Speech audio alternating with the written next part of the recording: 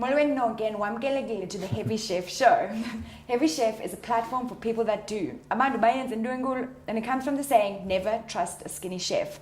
With us in studio, we have Simon Dingle. Welcome, and thank you very much for joining us today. Thank you. Now, Simon is well known for a lot of things, being a DJ, public speaker, and I think launching about 6 or 7 businesses. But today, what we care about is what the hell is blockchain? So a blockchain is a record of transactions, but it's a little bit unlike the records of transactions you'll find at your bank, for example, in that it's distributed and it's publicly available. So your bank balance right now is a list of transactions of money coming in and out of your account that make up your balance. A blockchain is a similar kind of ledger system of transactions coming in and out. But unlike your bank's transactional records, anybody can go and query it. It's distributed on computers all over the world, so nobody controls it. And that's the fundamental difference. But a blockchain, in essence, in what it does for us, is very elegantly simple. Okay, so is a blockchain is working around a decentralized model? Yes. Of like looking at finances in a financial institution? Absolutely. So let's delve into like what decentralized means. So the internet is probably the best example of a decentralized network, right? There are people doing very important work on the internet, but nobody can be said to control the internet. Yeah. And if you wanted to stop the internet, it would be very difficult because there aren't really any central points of failure. There are things you could attack, like domain name servers, for example, that would stop some things from happening on the internet. But the internet itself, I would go so far as to say it's probably beyond any one human being to, or any government actually, to stop the internet. The blockchain, same topology, right? It's spread out on computers all over the world. There's no single entity, whether it's a company or a human being or a government, that controls it. So really the internet is probably the best example of what it means to be a decentralized network. Okay, and in terms of the transactions that live on this like really exciting blockchain, what type of transactions can take place across the blockchain? Yeah. So the most famous blockchain is the Bitcoin blockchain, which was invented by this mysterious pseudonymous character named Satoshi Nakamoto. And what people started doing was sending a form of money across the blockchain. That's the most obvious thing to do with a technology like this. You know, money is very ingrained in our society and culture. It's probably, in my opinion, the second most important thing we invented after language. We've also had money for a lot longer than most people realize. We've had it almost from the beginning of what we can call humanity. So it's something that we're very familiar with, and it's something that we've always had, and it was the obvious first thing to do with a system like Bitcoin without going into it too technically. But once we've done that, and once we have currency flowing through the system, we can use that currency to leverage any kind of contract into the blockchain.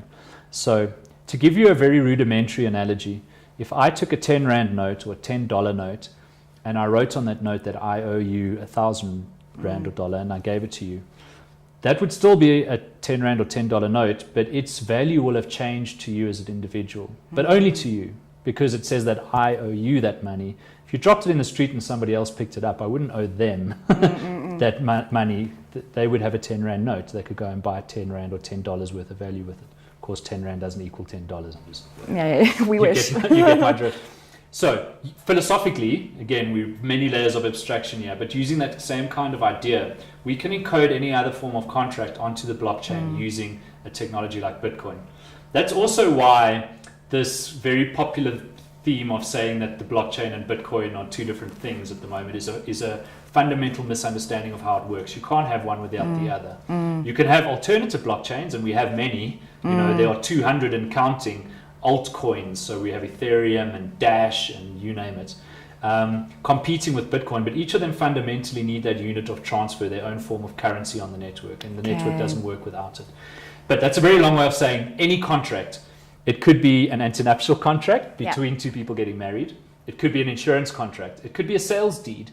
It could be a piece of music. So there's a band in Canada called 22 Hertz, and they were the first band that we know of to write music into the Bitcoin blockchain by encoding some Bitcoin with basically the signature of a piece of music. So they're lyrics that have a certain value. Sure. So a sample or a melody or a piece of music you could encode into the blockchain Because when you put a transaction into the blockchain, you make it immutable, which means it can't be changed. Once it's written into the record, it can never be changed. So if you say, I wrote this piece of music on the 21st of May 2015 and I wrote it into the blockchain at 12 minutes past midnight, nobody can go and change that, and anybody can go and verify it.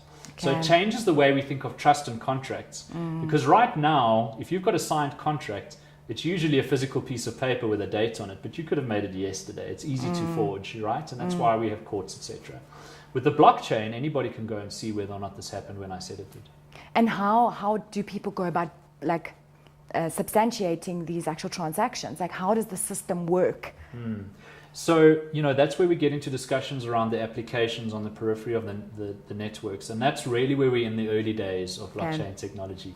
So there's a lot of promise. And we have blockchains like Ethereum, for example. Ethereum was designed so that writing contracts, what we call smart contracts in the Ethereum world, would be a lot easier than with other blockchain technologies. So using a very simple framework of code, you can go and write any form of contract into the blockchain. And we're starting to see banks and insurance companies and you name it, healthcare businesses, starting to experiment with the technology. But we haven't really seen anything launch in a meaningful way that your average consumer can go and use yet. And I think it'll be some time before we start to see those projects come to market. Until that happens, it's very hard to give you examples of how this is changing lives. Of how it's really working. But are we seeing like a bunch of financial products actually starting to come about, and sort of living parallel to one another? So they'll only work with the other one in existence.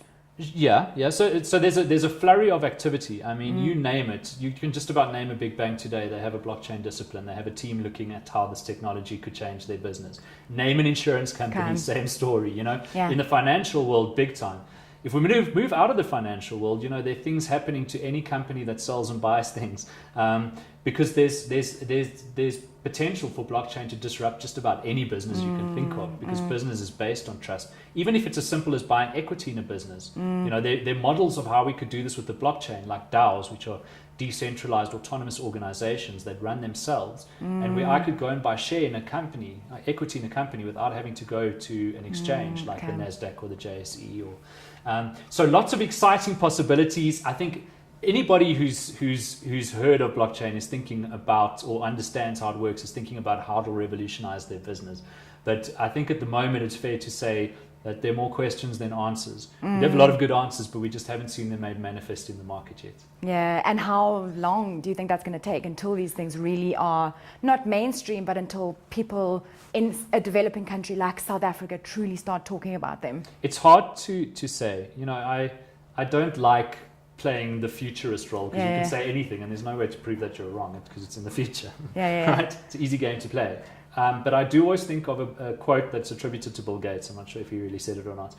But the quote goes, we always overestimate the change that'll happen in 2 years and underestimate the change that'll actually occur in 10 years. Right? Yes. Things always feel like they're on the cusp of happening, and then they manifest in a different way. People didn't really see smartphones coming in the way that they did come, So it's very hard to look 10 years down the road and see how this is going to play out. I certainly think Bitcoin, for one, will still be around. Yeah. I think it'll occupy more of our financial lives than it does today. I think we will see companies writing contracts into the blockchain. And I think that our idea of contracts will change. I really do think it'll become something that we'll realize anybody can do. We won't have to speak to a lawyer. We won't have to do this in front of a judge. We won't need a company to verify the transaction. We'll be able to do this just the two of us. Whether it's writing anti-nuptial contracts, I won't propose, but writing anti-nuptial contracts, or selling something, transferring a house. I mean, right now, the action of selling a house is something that takes months to process. It's very expensive and it's very painful. Yeah. I can see blockchain technology manifesting a reality where I can transfer ownership of a house in a matter of minutes or even seconds. So is it going to be really like help the high value transactions? Or, no, it'll be everything. Because I think another important point to make is that the blockchain doesn't discriminate on the size of a transaction. I can send you a few cents through the blockchain and it can handle that transaction. Yeah. So there are a lot of interesting ways of thinking about microtransactions happening. For example, your fridge paying for its little bit of electricity that it uses. Okay. Right? Yeah. They're just literally, the applications are endless if we're talking about human society. And in terms of a developing nation, when we're really looking at the bottom of the pyramid, how is this going to impact people who to date don't even have a bank account? That's a great question, and that's arguably what excites me most about the technology. We've seen what digital money, like a system like M-Pesa, can do in a market like Kenya, or other examples all over the place. Zimbabwe is doing a rapid migration to digital money. But that digital money is still controlled by central authorities, and those central authorities still are the gatekeepers to the economic world, to the financial system. And this isn't a shortcoming of the current, well, it is a shortcoming, but I'm not blaming any individuals for it. But at the moment, banking is exclusionary. It just is. Banks would like to have everybody as their customers, but there's certain sectors of society that they just can't have as customers because they can't make a profit from them. Yeah. They can't market to them. It's very difficult. Now, the blockchain, because it's inclusionary, firstly, anybody can do it and you don't need permission, right? There are no FICA documents. There's nobody to tell you you're not allowed to. The system doesn't care how much money it makes from you, right? The system is oblivious to this. It's an artificial intelligence. It's computer.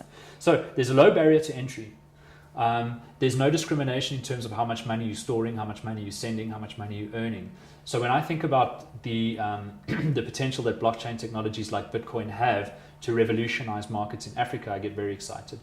We still need those applications, though. We still need that value to be shown to the average person in the street. Yeah. And that's where something like M-Pesa has done very well, where it operates on any feature phone in the market. It's very simple to do. You can even do it via SMS. Those kind of systems are starting to emerge in the blockchain space now. But it's really, the hardest part is always hearts and minds. It's how do you market it? How do you educate people? How do you get them involved? And we still have a long way to go. Or how to build trust. Absolutely. In people Trust that is key. Pretty ingrained in a system of dealing with a tangible piece of paper, to be dead honest. Absolutely. But they're pretty used to dealing with a piece of tree to add value to like any commodity. Okay, and so in terms of like getting these people to shift towards a point of inflection whereby it becomes like pretty mainstream and using, what are some of the action steps that can be taken or that should be taken? I think it's the same things that got the internet into mainstream adoption. And again, the internet's been around for, it feels like forever if you're fortunate enough to be online, but more than half the world's population don't have access to the internet. And that's a technology that's been around changing lives for a longer time. So we need to see the same things happening that happened in the early days of the internet. Designers, developers, business people starting to think more about what these applications look like to deliver value to the end users on the periphery of the network. We're very close to solving all of the fundamental problems in the core of the network. If we're talking about Bitcoin, for example, there were some issues regarding scaling that we're on the cusp of solving now. So we've got the engine, we now need to build the body around it, right? We've got the Ferrari engine, it just needs wheels. And to build the heart and all of the sort of like talk, the consumer talk. The internet was very interesting if you were a computer scientist until somebody invented a web browser, until we had Skype, until we had these applications that made it tangible and useful to the end user. And we haven't seen that in a big way happen with blockchain yet. Yeah, okay. And who are some of the organizations in South Africa that are pioneers? So, it's interesting when you talk about organizations working with blockchain because they almost exist without borders de facto. Okay. So, if you look at Luno, for example, they run the biggest Bitcoin exchange in South Africa.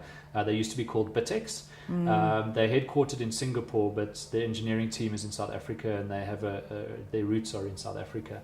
That's one of the companies I've worked with, and one of the companies doing really good work in the blockchain space locally. There's an organization called Consensus that has local representation, and some of the top engineers in the world actually working out of Cape Town on projects there. But really, I think the work you're going to see made manifest in the market first will happen from the traditional financial organizations. So I'm in touch with people at just about all of the big banks that are working on applications of blockchain technology within the banks. It's not something they would like me to talk about, but I think you'll probably see those happening alongside the startups doing really interesting and new and dynamic things. And really we need those traditional players to start, people to your point about trust. I trust my bank. If they have, well, it's an interesting discussion, but I think I mean as the collective, right? People trust their banks to a degree, but they're more likely to accept a blockchain technology from their bank as part of their existing banking offering than they are from a startup they've just heard about yesterday. 100%. And so I think we kind of need things to be happening on both ends of the So spectrum. banks are, like mainstream banks are actually getting involved in Every this single one of them. in South Africa. Again, experimenting, playing around, thinking about how the technology could apply to their worlds. Not doing anything publicly yet, but thinking about it and playing around. Brilliant. Who is Satoshi? I have no idea who Satoshi Nakamoto is. It's possible that nobody knows. There's some people who were involved in Bitcoin in the very early days that wrote the first version of the core code. Guys like Gavin Andreessen that might know who Satoshi is. If they do, they're not saying.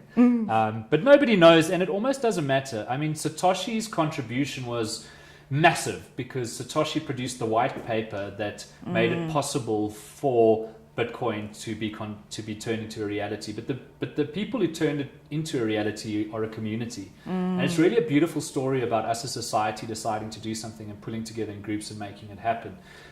So I don't know who Satoshi Nakamoto is.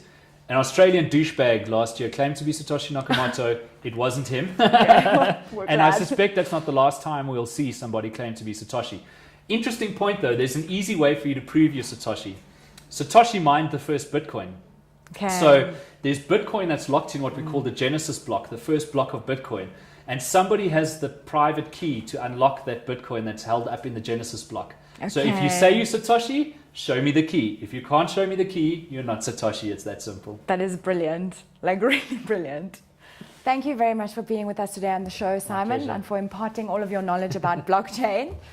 So please do follow the Heavy Chef Show and sign up for our newsletter at heavychef.com. And remember, never trust a skinny chef.